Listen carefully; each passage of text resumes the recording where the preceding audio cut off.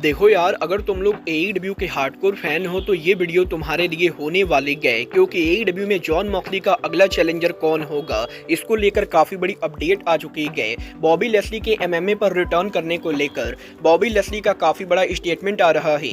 Kenny Omega के AEW पर return होने को लेकर जिम रॉस ने काफी बड़ा स्टेटमेंट दे दिया है। तो गाइज, वहीं एईडब्ल्यू डब्ल्यूडब्ल्यूई से रेसलर्स के लिए बेटर क्यों है, इसको लेकर काफी बड़ी अपडेट आ रही है। तो गाइज, चलिए बिना किसी देरी के शुरू करते हैं इस वीडियो को। और सबसे पहले बात करेंगे एईडब्ल्यू के वर्ल्ड चैंपियन जॉन मॉक्सली की। वेल गाइज, ये बात तो हम सभी लोगों को मालूम है। कल यहाँ पर एईडब्ल्यू के फुल गियर पे पर व्यू के एंडिंग के ऊपर जॉन मॉक्सली के कैशडी को हराकर टाइटल को रिटेन करने के बाद रिंग के अंदर काफी कुछ केओटिक चीजें हुई। जहां पर मैच के ओवर होने के बाद हमें यहाँ पर Hangman Adam Page, Christian Cage और जे वाइट जैसे रेसलर मॉक्सली के सेगमेंट में इन्वॉल्व होते हुए दिखाई दिए। और इवन यहाँ पर क्रिश्चियन केज ने कैश इन करने की कोशिश भी की थी। और रिंग के अंदर जे वाइट, हैंगमैन एडम पेज और क्रिश्चियन केज के इंटरफेरेंस करने के बाद जब पार्किंग लॉट के अंदर मॉक्सली अरीना को लीव कर रहे थे, उस समय डार्बी ने मॉक्सली के ऊपर अटैक करने की कोशिश की। और कल यहाँ पर शो के एंडिंग पर ये जो पूरा केओस हुआ है, अब यहाँ पर ये केओस क्यों हुआ है इसको लेकर काफी बड़ी अपडेट आ रही है। गाइड, यहाँ पर पीडब्ल्यू इनसाइडर ने इस चीज को कंफर्म किया है कि कल यहाँ पर मॉक्सली के टाइटल के रिटेन करने के बाद जॉन मॉक्सली की स्टोरी लाइन के अंदर डार्बी एलन, क्रिश्चियन के, जे वाइट और हैंगमैन एडम पेज का इन्वॉल्व होना इनडायरेक्टली एईडब्ल्यू के लॉन्ग टर्म प्लान का हिस्सा है। और बेसिकली एईडब्ल्यू के अंदर ये चारों ही रेसलर आने वाले टाइम के अंदर AEW world champion John Moxley को चैलेंज करने वाले गए। और एक एक करके एईडब्ल्यू के अंदर इन चारों के साथ जॉन मॉक्सली की स्टोरी लाइन चलेगी। और बेसिकली आप ये मान सकते हो कि जॉन मॉक्सली के अगले 4 कंटेंडर हैंगमैन एडम पेज, जे वाइट, क्रिश्चियन केज और डार्बी एलन होने वाले गए। वेल, देखना दिलचस्प होगा कि एईडब्ल्यू के अंदर मॉक्सली का अगला टाइटल डिफेंस इन चारों में से किसके खिलाफ होता है।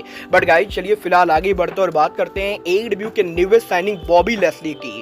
वेल गाइज, बात करें अगर यहाँ पर बॉबी लेस्ली की, तो कल यहाँ पर एईडब्ल्यू के फुल गियर पर बॉबी लेस्ली के इन रिंग डेब्यू मैच को जीत जाने के बाद बॉबी लेस्ली जब मीडिया कॉन्फ्रेंस के ऊपर बैठे थे, तो बॉबी लेस्ली से मीडिया ने ये पूछा कि बॉबी लेस्ली अब जब डब्ल्यूडब्ल्यूई को लीव करके एईडब्ल्यू के अंदर है, तो क्या यहाँ पर बॉबी लेस्ली दोबारा से एमएमए के अंदर उनके करियर को कंटिन्यू करेंगे। और अगर आपको नहीं मालूम है तो मैं आपको बता दूं, बॉबी लेस्ली प्रो रेसलर होने के साथ साथ एक बहुत ही सक्सेसफुल एमएमए फाइटर है, जो यहाँ पर बेलाटोर के अंदर काफी सारे फाइट्स को जीत चुके गए। बट जब यहाँ पर बॉबी लेस्ली ने कुछ सालों पहले डब्ल्यूडब्ल्यूई पर रिटर्न किया था, तो बॉबी लेस्ली ने उनके एमएमए करियर को क्विट कर दिया, क्योंकि डब्ल्यूडब्ल्यूई उनके रेसलर्स को अलाउ नहीं करती गए कि वो किसी और कंपनी के ऊपर काम करे। बट क्योंकि एईडब्ल्यू कंपनी उनके रेसलर्स को दूसरे कंपनी पर काम करने के लिए अलाउ करती गए, तो इसीलिए कल जब मीडिया ने बॉबी लेस्ली से पूछा कि उनके एईडब्ल्यू पर आने के बाद क्या वो एमएमए पर रिटर्न करना चाहेंगे, तो बॉबी लेस्ली जवाब देकर ये कहते गए कि बॉबी लेस्ली ने अभी तक तो इसके बारे में नहीं सोचा है, बट डेफिनेटली क्योंकि वो एईडब्ल्यू के अंदर है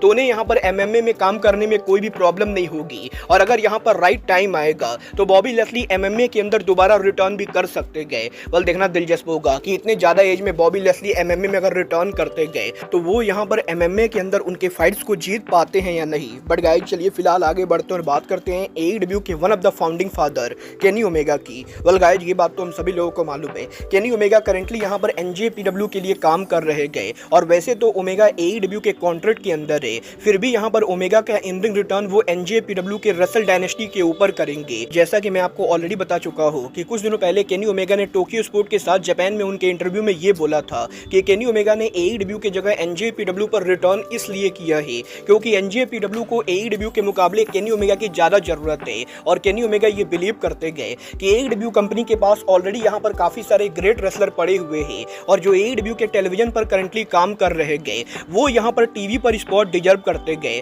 और इसीलिए केनी ओमेगा नहीं चाहते गए कि वो एईडब्ल्यू पर रिटर्न करके किसी भी रेसलर का टीवी टाइम छीन दे। बट गाइस, यहीं अब ओमेगा के इस स्टेटमेंट को लेकर एईडब्ल्यू के लेजेंडरी कमेंटेटर जिम रॉस का काफी बोल्ड स्टेटमेंट आ रहा है, जहां पर जिम रॉस का ये कहना है कि वो यहां पर केनी ओमेगा को काफी ज्यादा पसंद करते गए। बट वो यहां पर ओमेगा के इस स्टेटमेंट से बिल्कुल भी एग्री नहीं करते गए, क्योंकि जिम रॉस ये बिलीव करते गए कि केनी ओमेगा हर समय एईडब्ल्यू कंपनी के लिए बहुत ही ज्यादा इंपॉर्टेंट है। और जहां तक बात रही एईडब्ल्यू के टीवी टाइम की, तो ओमेगा को लेकर जिम रॉस का ये बोलना है कि भले ही आज के टाइम के ऊपर एईडब्ल्यू कंपनी काफी सारे रेसलर्स को टीवी पर फीचर कर रहे गए, बट इसका मतलब ये बिल्कुल भी नहीं गए कि वो रेसलर कहीं से भी केनी ओमेगा से बेटर है, क्योंकि रॉस ये बिलीव करते गए कि अब भी एईडब्ल्यू के 90% रेसलर्स के मुकाबले केनी ओमेगा टेलीविजन पर ज्यादा टीवी टाइम डिजर्व करते गए। और केनी ओमेगा ने सालों तक मेहनत करके उनका जो नाम बनाया है वो नाम यहाँ पर अगर AEW कंपनी के यूज में नहीं होगा तो इससे यहाँ पर केनी ओमेगा और AEW दोनों को नुकसान होगा। और इसीलिए रॉस ये बिलीव करते गए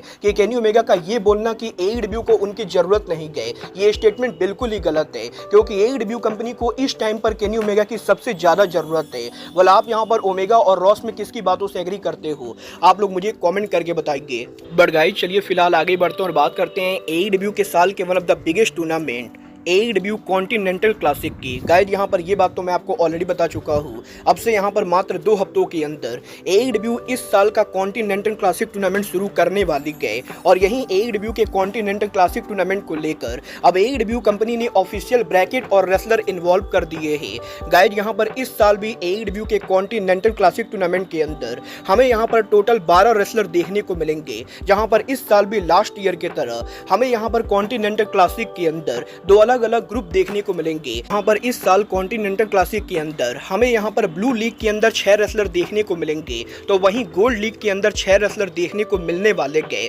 और बात करें अगर यहाँ पर इन रेसलर्स के नेम की, तो गाइस यहाँ पर इस साल के कॉन्टिनेंटल क्लासिक के अंदर गोल्ड लीग के अंदर AEW superstar Darby Allin, AEW superstar Claudio Castagnoli, AEW superstar Brody King, AEW superstar Will Ospreay, AEW superstar Ricochet और AEW सुपरस्टार जूस रॉबिन्सन होने वाले गए। तो वहीं ब्लू लीग के अंदर AEW superstar Shelton Benjamin, AEW superstar Mark Briscoe, AEW superstar Kyle Fletcher, AEW superstar Daniel Garcia, AEW superstar ब्रिश मोटोज और AEW के continental champion Rainmaker Kazuchika Okada होंगे। और बेसिकली यहाँ पर टूर्नामेंट के एंडिंग के ऊपर अगर यहाँ पर ओकाडा फाइनल तक नहीं जाते गए तो गाइज ओकाडा को उनके टाइटल को लूज करना पड़ेगा। बल देखना दिलचस्प होने वाला है कि इस साल के कॉन्टिनेंटल क्लासिक के अंदर Will Ospreay, Ricochet, Darby Allin, Okada सहित काफी सारे बड़े रेसलर्स के होने के बाद कॉन्टिनेंटल क्लासिक का विनर कौन बनता है।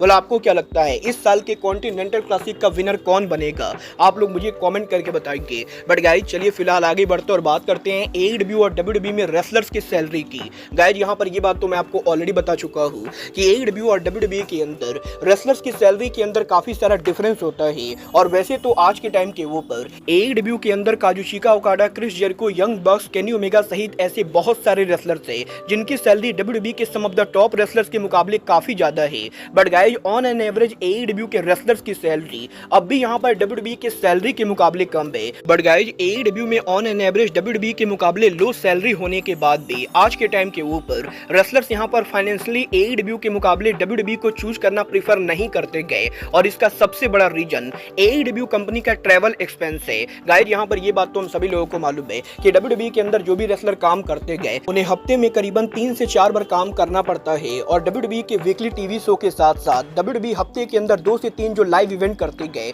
उनकी वजह से रेसलर्स को पूरे हफ्ते काम करना पड़ता है। बट वही सेम टाइम के ऊपर AEW के अंदर जो रेसलर काम करते गए वो मोस्टली यहाँ पर AEW के अंदर हफ्ते में 1 बार काम करते गए। और अगर यहाँ पर AEW के किसी रेसलर को कोलिजन पर भी बुक किया जाता है तो कभी कभी रेसलर डायनामाइट कोलिजन दोनों के लिए हफ्ते में 2 बार काम करते गए। और इसी रीजन की वजह से भले ही WWE की on an average salary AEW के मुकाबले ज्यादा है, बट क्योंकि AEW के रेसलर WWE के मुकाबले करीबन 50% कम काम कर रहे गए तो इसीलिए उनकी सैलरी कम होने के बाद भी उनका वर्कलोड काफी ज्यादा कम हो जाता है। और इसके अलावा एक और जो बड़ी चीज रेसलर्स के लिए AEW को WWE से बेटर बनाती गए वो है WWE और AEW का ट्रैवल एक्सपेंस। गाइज यहाँ पर फाइटफुल सेलेक्ट ने ये कंफर्म किया है कि WWE और AEW दोनों कंपनी के अंदर रेसलर्स यहाँ पर जब एक सिटी से दूसरे सिटी शो के लिए ट्रैवल करते गए तो रेसलर्स की फ्लाइट को कंपनीज के द्वारा बुक किया जाता है। और WWE के अंदर जब भी शोज होते गए तो रेसलर्स को एक सिटी से दूसरे सिटी या दूसरे कंट्री ट्रैवल करने के लिए अपनी जेब से पैसे देना नहीं पड़ता है, क्योंकि कंपनी यहाँ पर रेसलर्स के फ्लाइट का खर्चा उठाती गए। और सेम तरीके से AEW के अंदर भी